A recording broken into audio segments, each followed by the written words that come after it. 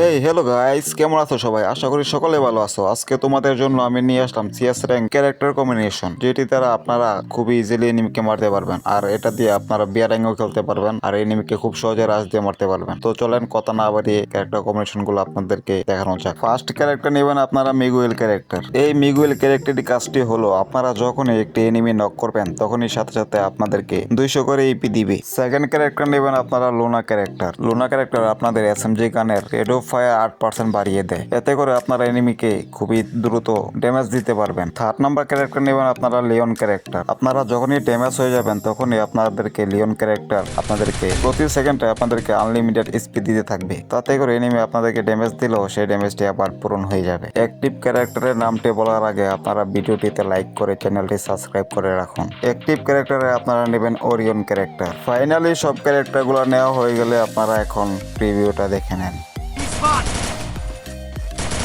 Help me! Double kill!